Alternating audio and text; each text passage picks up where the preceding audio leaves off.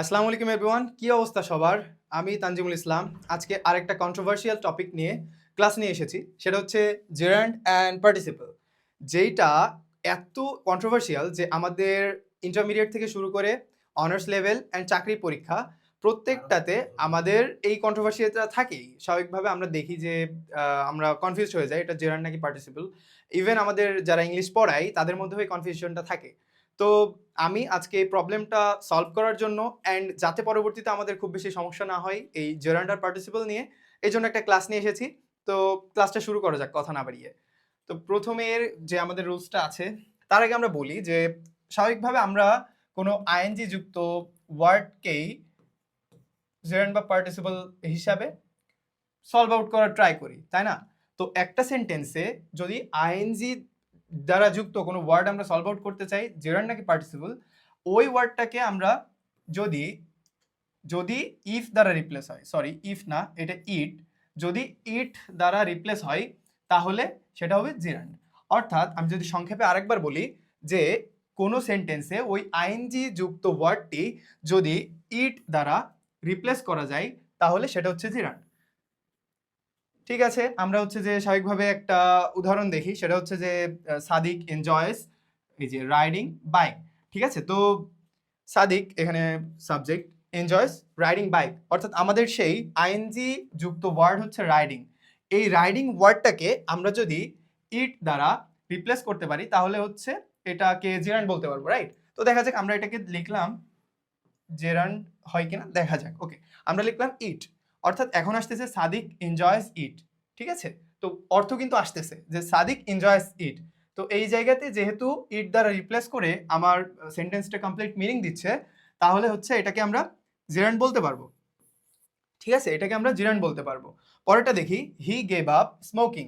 এখন স্মোকিংটার রিপ্লেসমেন্টে আমরা কি নিয়ে আসবো? রিপ্লেসমেন্ট হিসেবে আমরা ইট নিয়ে আসলাম, সাপোজ ইট নিয়ে আসলাম। তাহলে দেখি মিনিং থাকতেছে কিনা। He gave up it, smoking এর জায়গায় আমরা বললাম ইট, তাহলে তো মিনিং থাকতেছে, রাইট? তো আমাদের হচ্ছে দ্বিতীয় সেন্টেন্সটাকেও আমরা জিরান্ড বলতে পারছি, কারণ সেন্টেন্সে সব ঠিকঠাক ছিল। আমরা আইএনজি যুক্ত যে ওয়ার্ডটা ছিল ওইটাকে ইট দ্বারা রিপ্লেস করছি, অ্যান্ড রিপ্লেস করার পরে আমাদের অর্থ থাকতেছে। ঠিক আছে, হি গেভ আপ ইট, সে এটা ছেড়ে দিয়েছে। ঠিক আছে, তাহলে আমাদের মিনিং যেহেতু থাকতেছে এটা জেরান্ড। ওকে, তো নাম্বার 3 তে হচ্ছে swimming is a good exercise. ঠিক আছে, তো এই সুইমিং যে আমাদের ওয়ার্ডটা আছে আইএনজি দ্বারা যুক্ত, তো এখানে আমরা ইট দ্বারা রিপ্লেস করে দিলাম। ইট দ্বারা রিপ্লেস করলে কি হচ্ছে? It is a good exercise. তাহলে অর্থ তো থাকতেছে, যেহেতু ইট দ্বারা রিপ্লেস করে আমাদের অর্থ থাকতেছে, তো সেটাকে আমরা বলবো জেরান্ড। ঠিক আছে, খুবই ইজি। তো আমাদের এই রুলসটা যদি আমরা মাথায় রাখি, যদি কোনো আইএনজি দ্বারা যুক্ত ওয়ার্ড থাকে আর আমাকে বলে যে এটা জেরান্ড নাকি পার্টিসিপল, তো আমরা সেটাকে ইট দ্বারা রিপ্লেস করার ট্রাই করব। যদি রিপ্লেস করা যায় অ্যান্ড অর্থ ঠিকঠাক থাকে তাহলে সেটাকে আমরা জেরান্ড বলতে পারবো। ওকে, তো আমরা নেক্সট পেজে যাই। 2 নম্বরে বলা হচ্ছে আইএনজি যুক্ত ওয়ার্ড প্লাস নাউন এর অর্থ সরাসরি হইলে পার্টিসিপল, না হলে জেরান্ড। আচ্ছা, এটা আমরা বুঝি নাই, তো তারপরে আমরা দেখি যে নিচে কি আছে। এখানে বলতেছে রোলিং স্টোন। ঠিক আছে, তারপরে বলতেছে স্লিপিং ক্যাট, তারপরে বলতেছে যে রানিং বাস, এই সাইডে বলতেছে ক্যাচিং ফিশ, ড্রাইভিং বাস, টেলিং লাই। ওকে, তো এখন হয়তো আমরা বুঝতে পারবো যে এই যে আইএনজি যুক্ত ওয়ার্ড যেগুলো আছে, রোলিং, স্লিপিং, রানিং, ক্যাচিং, তারপর ড্রাইভিং, টেলিং, এই ওয়ার্ডগুলোর পরে যে নাউনগুলো আছে স্টোন, ক্যাট, বাস, ফিশ, আবার বাস, লাই, সরাসরি যদি হয়, অর্থাৎ দেখি আমরা সরাসরি বলতে কি বোঝাচ্ছে এই জায়গাতে। এখানে রোলিং স্টোন মানে কি?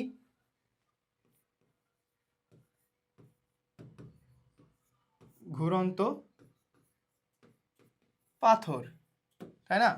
আচ্ছা, কালারটা মনে হয় বোঝা যাবে না, তো আমরা ব্ল্যাক কালারটি, তো আমাদের বলতেছে যে এটা ঘুরন্ত পাথর। ঠিক আছে, রোলিং স্টোন ঘুরন্ত পাথর। তারপর বলতেছে স্লিপিং ক্যাট, ঘুমন্ত বিড়াল। এরপরে আসতেছে হচ্ছে রানিং বাস, চলন্ত চলন্ত বাস, তাই না? সরি, বাস। তো আর এই পাশের ওয়ার্ড মিনিংগুলো আমরা দেখি। ক্যাচিং ফিশ, ক্যাচিং ফিশ মানে কি? মাছ ধরা। তারপরে ড্রাইভিং বাস মানে গাড়ি চালানো। তারপরে আসে টেলিং লাই, অর্থাৎ মিথ্যা বলা। ঠিক আছে, তো এখন আমরা উপরের এই সেন্টেন্সটা আরেকবার পড়ি। আইএনজি যুক্ত ওয়ার্ড প্লাস নাউনের অর্থ, এই যে নাউনটা যে আছে আমাদের, আইএনজি যুক্ত ওয়ার্ড প্লাস নাউনটা যে আছে, ওই নাউনটার অর্থ যদি আমাদের সরাসরি হয়, অর্থাৎ নিচে নিচে বসে যায়, তাহলে হচ্ছে পার্টিসিপল, অন্যথায় না হইলে আমাদের কি হবে, জেরান্ড হবে। তো এই সাইডের গুলো যদি আমরা খেয়াল করি, প্রথমে আছে যে রোলিং স্টোন, অর্থাৎ রোলিং মানে ঘুরন্ত, আর স্টোন মানে পাথর, তো এটা সোজাসুজি আছে, তাহলে এটাকে আমরা কি বলবো, সরাসরি থাকলে পার্টিসিপল, এটাকে আমরা তাহলে পার্টিসিপল বলতে পারি, রাইট। তারপরে স্লিপিং ক্যাট, স্লিপিং মানে ঘুমন্ত, ক্যাট মানে বিড়াল, এটাও সোজাসুজি আছে, তাহলে এটাকে আমরা পার্টিসিপল বলতেছি। থার্ড যেটা আছে সেটা হচ্ছে রানিং বাস, অর্থাৎ রানিং অর্থ চলন্ত, আর এইদিকে বাস মানে তো বাস, তাই না, তো এইটাও পার্টিসিপল। এরপরে আমরা ওই সাইডে যদি খেয়াল করি, তাহলে ক্যাচিং ফিশ, এর অর্থ আবার উল্টে যাচ্ছে না, ক্যাচ মানে ধরা, এটা আছে এই সাইডে, আর ফিশ মানে মাছ, এটা আছে এই সাইডে, তো আমাদের ক্রস করতেছে, যদি ক্রস করে, যদি অর্থ ক্রস করে, সেটাকে আমরা বলবো জিরান।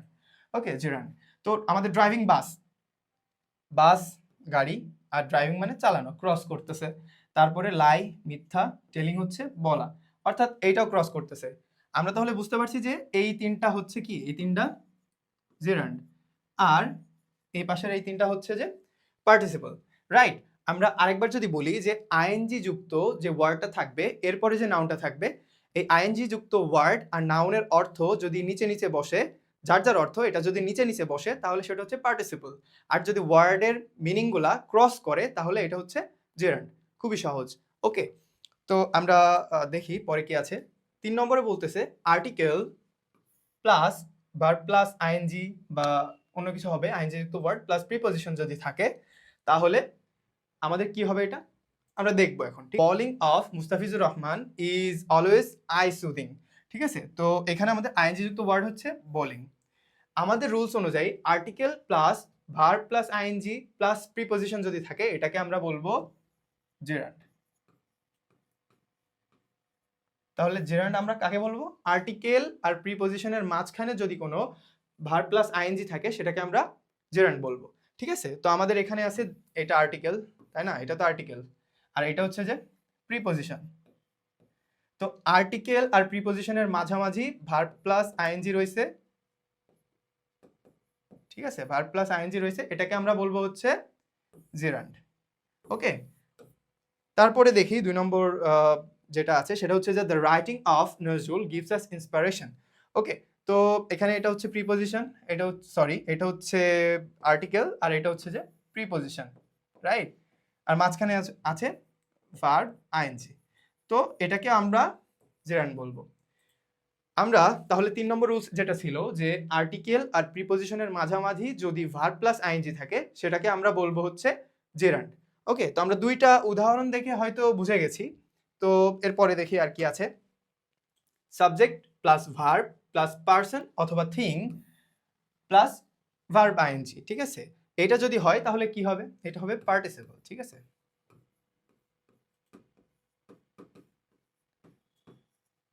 ঠিক আছে, পার্টিসিপল।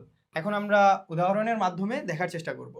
তো আমাদের বলতেছে সাবজেক্ট, তারপরে থাকবে ভার্ব, তারপরে পারসন অথবা থিং, তারপরে ভার্ব প্লাস আইএনজি। তো এখানে আমাদের এটা এটা কি সাবজেক্ট, এইটা ভার্ব, এইটা পারসন, এরপরে আসে আমাদের ভার্ব প্লাস আইএনজি। ঠিক আছে, তো আমাদের রুলস অনুযায়ী subject plus verb plus person, এরপরে যদি ভার্ব আইএনজি আসে, তাহলে সেটাকে আমরা কি বলবো, পার্টিসিপল। তো এটা আমাদের পার্টিসিপল, তাই না, এটা আমাদের পার্টিসিপল। ওকে, তো এরপরে হচ্ছে যে আমাদের দ্বিতীয় যেই উদাহরণটা আছে সেটা হচ্ছে যে করিম ফাউন্ড রনি প্লেয়িং ক্রিকেট। তো এটা হচ্ছে আমাদের কি, এটা আমাদের সাবজেক্ট অবভিয়াসলি, এখানে আমাদের কোনো সন্দেহ নাই। এরপরে ফাউন্ড হচ্ছে ভার্ব, রানি হচ্ছে এটা কি পার্সন, না এটা তো অবশ্যই পার্সন। তো আর পরে হচ্ছে verb plus ING, same rules, same rules. তো এটাকে আমরা সহজেই কি বলতে পারি, সহজেই পার্টিসিপল বলতে পারি। আমাদের পার্টিসিপলের সংজ্ঞা অনুযায়ী আমরা মিলাইতে পারছি, এই জন্য এটাকে আমরা পার্টিসিপল বলতে পারি। তো আমাদের 4 নম্বর রুলস অনুযায়ী প্রথমে একটা সাবজেক্ট থাকবে, ওই সাবজেক্ট অনুযায়ী একটা ভার্ব থাকবে, তারপরে কি আসছে একটা পার্সন অথবা থিং, তারপরে একটা ভার্ব প্লাস আইএনজি যদি থাকে সেটাকে আমরা পার্টিসিপল বলবো। ঠিক আছে, তো আমাদের 4টা রুলস আমরা কমপ্লিট করে ফেলেছি। এরপরে দেখি আমাদের কোন রুলসটা আসে। এবার আসে verb plus ING plus phrase, তারপরে একটা কমা আছে, তারপরে যদি সাবজেক্ট প্লাস ভার্ব থাকে তাহলে এটাকে আমরা কি বলবো? ঠিক আছে, এটাকে আমরা বলবো পার্টিসিপল। পার্টিসিপল বলবো। ঠিক আছে, তো কেন পার্টিসিপল বলবো? যখন প্রথম অংশে একটা verb plus ING plus phrase থাকবে, তারপরে সাবজেক্ট প্লাস ভার্ব থাকবে, আমরা এটা দেখতে পারবো যে এই সাবজেক্টটা এই ভার্ব এই প্রথমে যে ওয়ার্ডটা থাকছে এটাই সাবজেক্টটাকে মডিফাই করতেছে। তো তাহলে এটা কি হয়ে যাবে? এটা হয়ে যাবে অ্যাডজেক্টিভ। তো এটা অ্যাডজেক্টিভ মানেই পার্টিসিপল আমরা বলতে পারি, তাই না? যখন আমরা এরকম দেখবো যে আইএনজি দ্বারা কোনো একটা সেন্টেন্স শুরু হয়েছে এবং তারপরে কি আছে একটা ফ্রেজ আছে, অর্থাৎ আইএনজি দ্বারা ওয়ার্ড শুরু হয়েছে ওই টোটাল ফ্রেজটা, অ্যান্ড কমার পরে আমাদের সাবজেক্টটাকে মডিফাই করছে এই পুরো ফ্রেজটা, বিশেষ করে ওয়ার্ডটা, তাহলে সেটাকে আমরা পার্টিসিপল বলতে পারি। পরে একটা সাবজেক্ট অনুযায়ী ভার্ব রয়েছে। ঠিক আছে, তো দেখি আমরা দুইটা উদাহরণ দেখে সহজে বুঝে ফেলবো। Reaching two the field I will collect my bat, অর্থাৎ মাঠে পৌঁছানোর পরে আমি আমার ব্যাটটি সংগ্রহ করব। তো এখানে বলতেছে যে রিচিং, এটা আমাদের আইএনজি দ্বারা যুক্ত ওয়ার্ড। আর টু দ্য ফিল্ড এই পুরোটা তো একটা ফ্রেজ, এটা নিয়ে কোনো ডাউট নাই। তারপরে হচ্ছে সাবজেক্ট যে উইল কালেক্ট, এখানে ভার্ব রয়েছে। ঠিক আছে, তো এই আইটাকে মডিফাই করছে কি রিচিং, আই পৌঁছালেই না, মাঠে পৌঁছালেই না ব্যাটটা নিবে।